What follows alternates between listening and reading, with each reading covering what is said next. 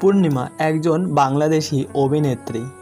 পূর্ণিমার চলচ্চিত্র জগতে পথচলা শুরু হয়েছিল জাকির হোসেন রাজু পরিচালিত এ জীবন তোমার আমার ছবির মাধ্যমে। কাজী হায়াৎ পরিচালিত ওরা আমাকে ভালো হতে দিল না 2010 সালে চলচ্চিত্রে অভিনয়ের জন্য শ্রেষ্ঠ অভিনেত্রী বিভাগে তিনি তার প্রথম জাতীয় চলচ্চিত্র পুরস্কার লাভ করেন। পূর্ণিমা 1981 সালের 11 জুলাই বাংলাদেশের চট্টগ্রামে জন্মগ্রহণ করেন। তার পৈতৃক বাড়ি চট্টগ্রামের ফটিকছড়িতে। তার বেড়ে ওঠা ঢাকায়। তার পারিবারিক নাম দিলারা হানিফ ও ডাকনাম রীতা। 2007 সালের 4 নভেম্বর আহমেদ জামাল ফাহাদকে বিয়ে করেন। 2014 সালের 13 এপ্রিল তিনি প্রথম কন্যা সন্তানের মা হন। তার মেয়ের নাম আরশিয়া উমাইজা। চিত্রনায়িকা পূর্ণিমা ক্লাস 9-এ পড়া অবস্থায় অভিনয়ের সাথে জড়িয়ে পড়েন। এরপর থেকে অভিনয়ের পাশাপাশি লেখাপড়াও চালাতে থাকেন নায়িকা পূর্ণিমা। তবে দিন যত যেতে থাকে পূর্ণিমার জনপ্রিয়তা তত বেশি বাড়তে থাকে। এক পর্যায়ে লেখাপড়ায় ঠিকমতো মনোযোগী হতে পারেন না পূর্ণিমা। তবে সঠিকভাবে জানা না গেলেও কিছুটা জানা যায় তিনি অভিনয়ের পাশাপাশি স্নাতক পাশ করেছেন। পূর্ণিমার চলচ্চিত্রে আগমনের প্রথম ছবিটি মুক্তি পায় 1997 সালে। তখন তিনি ক্লাস 9-এ পড়েন।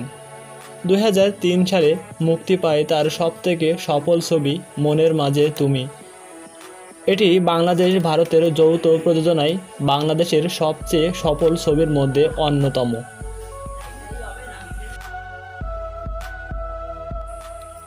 2008 সালে তার আর একটি সফল ছবি হলো আকাশ ছোঁয়া ভালোবাসা।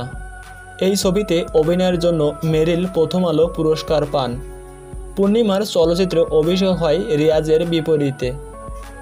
রিয়াজের সাথে 25টির বেশি চলচ্চিত্রে অভিনয় করেছে।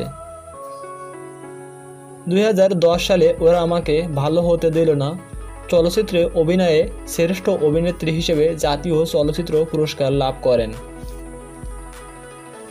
এছাড়াও 2003 সালে মনের মাঝে তুমি, 2006 সালে হৃদয়ের কথা ও 2007 সালে ধোঁকা চলচ্চিত্রে অভিনয় করে সমালোচক শাখায় শ্রেষ্ঠ চলচ্চিত্র অভিনেত্রী বিভাগে মেরিল প্রথম আলো পুরস্কার লাভ করেন। কন্যা সন্তান জন্ম নেওয়ার পর তিনি চলচ্চিত্র থেকে বিরতি নেন। এরপর 2016 সালে ফিরে আসেন বন্ধ দরজা চলচ্চিত্রের মাধ্যমে। পূর্ণিমা চলচ্চিত্রের পাশাপাশি টিভি নাটকেও কাজ করেছেন। এছাড়াও তিনি ঈদ উপলক্ষে বিভিন্ন চ্যানেলে ঈদ নাটক করেছেন। এরপর আবার 2016 সালে শুটিং থেকে কয়েক মাস দূরে ছিলেন।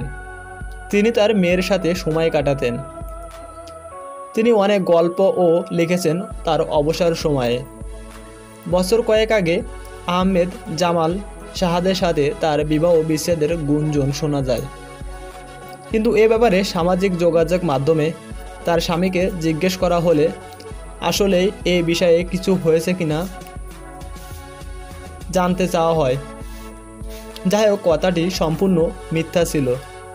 তিনি বৈবাহিক জীবনে ভালো আছেন। তার স্বামীকে সহজে মিডিয়ার সামনে আসতে দেখা যায় না বলে এমন বিভ্রান্তি ধারণা সৃষ্টি করা হয়েছিল। আমাদের ভিডিওটি ভালো লেগে থাকলে অবশ্যই চ্যানেলটি সাবস্ক্রাইব করবেন আর পাশে থাকা বেল বাটনটি বাজিয়ে দিবেন।